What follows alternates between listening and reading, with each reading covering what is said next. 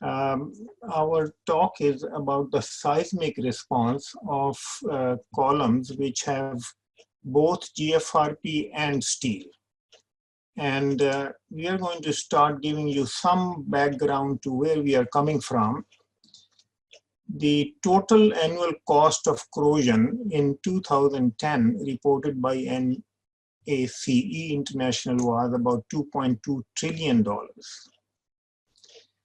And if we look at this, the infrastructure cost is about 16.4% of that. So we are talking about $350 billion that come in this area. And a lot of that is in the hands of the structural and civil engineers. That is why I think we need to start figuring out what to do with the columns that get damaged the way I'm showing here in this slide in the Leslie Street Bridge column. You see that over a period of time, the cover falls off because the spiral has started corroding. We used the glass fiber reinforced polymers to fix that column in 1996 at a cost of about 10% of what would have required for traditional repairs. And now, after about 24, 25 years, the MTO feels that this has been their best work in repair and retrofit ever, because they didn't have to repeat it. Now, why is it that FRP, in our opinion, is better? If we look at this stress strain curve of steel as well as that of FRP, in this case, I'm showing the GFRP. What we find is that beyond a certain point, GFRP becomes better than steel. Initially, it is much softer compared to steel. But our real issue is that we end up needing the lateral reinforcement or the confining reinforcement at a lateral strain much larger than the yield strain of the steel. Here are a couple of different versions of the bars that are available. They are either sand coated or they have deformations, and these are the ones in which we have the bars wrapped with some aramid fibers, although they are glass bars, and then there is some sand coating on it also. So the advantages of the FRP is that it is non-corrosive and very high strength. But then the disadvantage is that when it fails in a brittle manner, and it has lower stiffness if you are using the glass and high stiffness if you are using the carbon. But the carbon's rupture strain is much lower than that of the glass. Now, our test setup for the column that I'm going to show is all exactly the same. We are applying the axial load here, and the lateral deformation is applied in this direction, up and down. And we are following a certain protocol, and that protocol is somewhere similar to what is described in ACI 374 document also. So for these columns, the axial load was kept constant while the cyclic lateral displacement excursions were applied.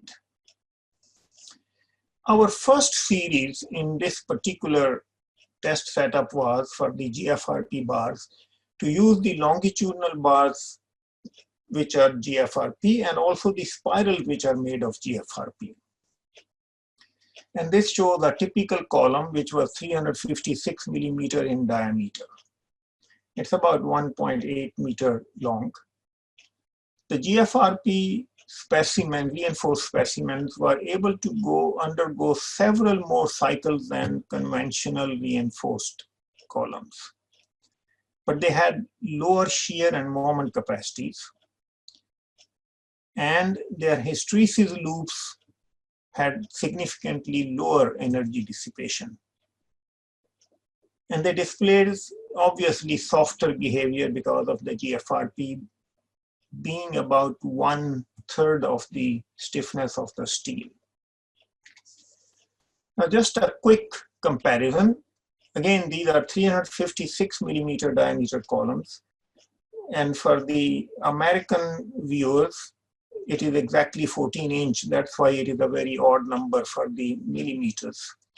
These columns were subjected to an axial load of about 0.27 P0, which is slightly higher than the balanced load for a steel reinforced column.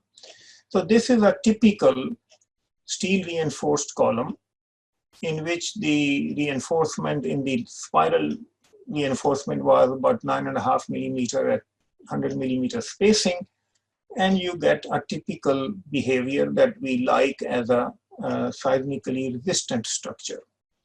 Whereas the GFRP reinforced column, in which both the longitudinal as well as the transverse reinforcement was GFRP, we see a larger number of cycles, but much softer response. The capacity is lower and the energy dissipation is lower, as I had said earlier.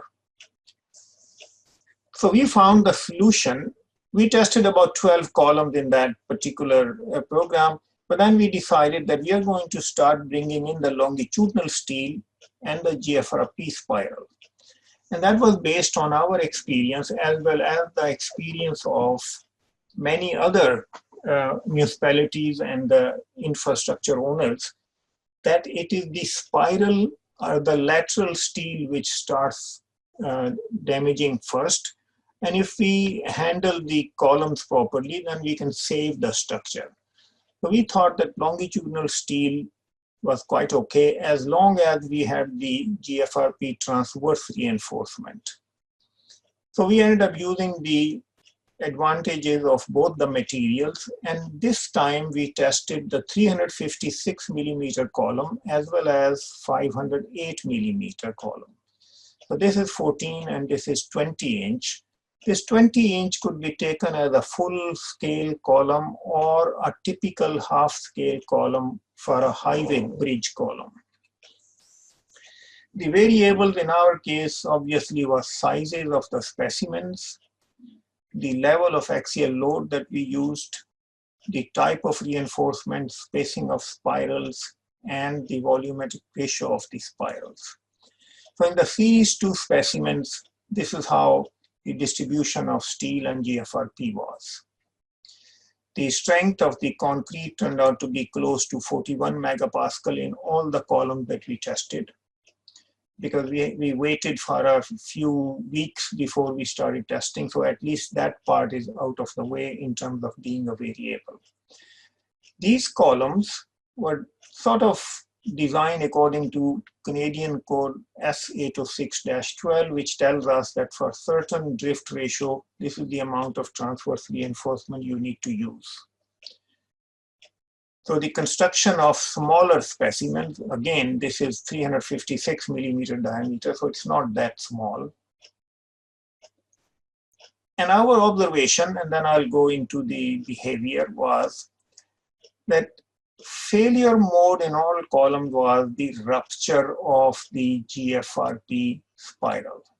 And this rupture takes place at about 1.8% lateral strain. And the results would look something similar to this. This is a typical column, and I would do some comparison where we will have the effect of different variables. So the columns undergo several displacement cycles without any difficulty. They achieve very high level of ductility and deformation capacity and dissipate energy quite a bit more than the previous series columns. So the results from these tests were compared with the results of the conventional steel columns. And they had identical properties except the materials for spiral reinforcement, and all columns tested exactly in the same fashion. And you can see the longitudinal steel and the spiral of GFRP. Now here is the steel and hybrid columns, very similar in terms of the design, but one of the difficulties is that if you want to maintain the reinforcement ratio, then the spacing sometimes ends up getting a little off. So what we see here is that we can get very similar behavior in the two columns. This behavior may look slightly less ductile than this behavior for the steel column. And the difference is due to 160 millimeter of spiral spacing compared to 100 millimeter of spiral spacing. I can't go into the detail of all the little dots and things we have put in there because they relate to when the concrete started cracking and falling and then all the rest of it. This is under higher axial load. Again, steel reinforced column and hybrid reinforced columns. And if you look at here, the reinforcement ratio 12 at 90 and 11 millimeter at 100. We use the 11 millimeter because the 10M bar is 11.4 millimeter diameter and the axial load is very high. So you will notice here that the GFRP reinforced column is obviously a little better than the steel reinforced column simply because the FRP spiral does not give up. This is why it doesn't give up. Up to that strain, which is somewhere around 0.2%, you have steel behaving very well. And the GFRP reaches there with a lower sort of stiffness.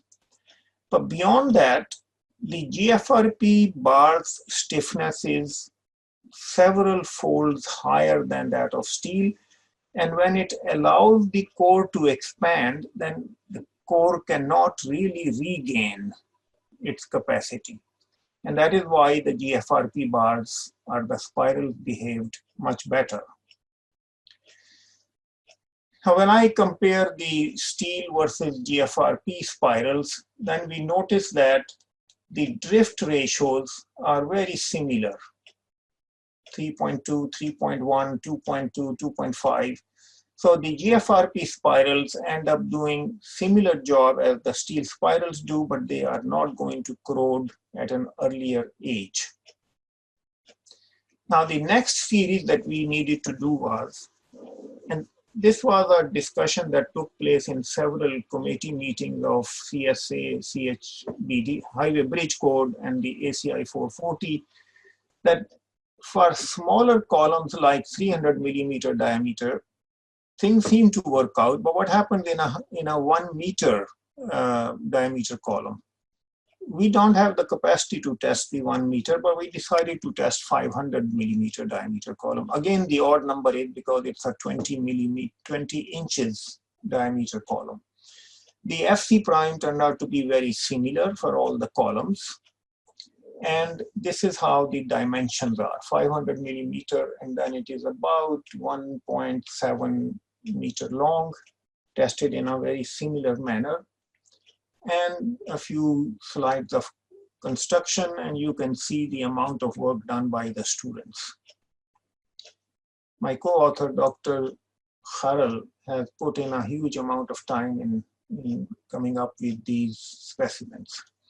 Now, one of the observations that I would like to make, in the smaller columns, which is in this case 356 millimeter diameter, the failure occurred with one spiral rupture. But in the larger columns, we had more than one rupture before the column gave up. In some cases, the column spiral had to rupture at 3 locations before the axial load ended up reducing. So we find that there is a little bit more redundancy in the larger columns in this case. This gives you an indication of what kind of strains we can get in the spiral. So for a certain column, we have drawn this in the spiral number 2. This is the 3rd gauge. In the spiral number 3, this is the 2nd gauge. When we start putting these things in there, you see that the deformation drift is somewhere in the range of 5 to 6%, and the strain in the GFRP can go as high as 1.5%. And that is where the benefit of the FRP would be. Now, the results here, shear versus tip deflection and the moment versus curvature. And this is the example we are giving, that if you have a 3.4% lateral reinforcement ratio, you end up getting a huge amount of ductility, mu phi of 49, drift of about 6%. And mu delta is close to 15. Now, comparing larger versus smaller columns. And when I say larger, it is 508 millimeter, the smaller is 356 millimeter. And you see the similar behavior. But I would like to caution here that this moment capacity and the shear capacity in the larger columns is somewhat deceptive, because during the test we noticed that for a certain axial load, we couldn't reach the capacity of the column because the lateral load capacity was exceeded of our actuator. So we ended up cheating a little here, reduced the axial load, took away the column core, column cover, so that we were then testing the column core. So this is the capacity of the column core only, which is the reason why we see a little bit lower moment capacity in this case. Here is another set of columns, small and large. The red one is small and the green and the blue one is large, and we see very similar behavior of the two. So therefore, a 500 millimeter diameter column would behave in a very similar fashion as the 350 millimeter, so that if we want to look into various variables for the next series of tests, I think we can handle it with the 350 millimeter column rather than going to the larger size. It takes a huge amount of effort to do the larger columns. Here again, the main emphasis here is to look at the displacement, the drift ratios, and the curvature ductility factors, and the displacement ductility factors. When you see a huge amount of that in most cases. Very quickly, the concluding remarks are that the larger and smaller columns are behaving in a very similar fashion. And the full scale columns, which are 508 millimeter diameter, have the spirals which have a diameter of about 430 millimeter. And those sizes work very well in these columns without any flaw. We find that in the larger columns, there seem to be a little higher redundancy, which means that it's not going to give up right away. The drift capacity exceeded in every column compared to what was supposed to be from the North American codes, particularly our CSA 806. So our suggestion is that the optimum solution for the columns to avoid corrosion and have sustainability, transverse reinforcement, and we can use the longitudinal reinforcement made of steel, which would still allow us to use the maximum compressive and tensile stresses. I just want to make one comment before I go. In the last two presentations, there was discussion about the compressive resistance of the FRP bars. We have tested now at least about 100 columns under seismic loads as well as under axial loads for the bars only. And what we find is that for GFRP bars, the compressive strength seems to be in the range of about 50% minimum of the tensile strength of these bars. And the E value is not much different than in tension. So I think my next slide is acknowledgement, and I would like to thank my students as well as my co-author, Dr. Haral, for having done a wonderful job and taking the credit for them. So thank you very much. I hope I have left a couple of minutes for discussion. Thanks, Professor Sheikh.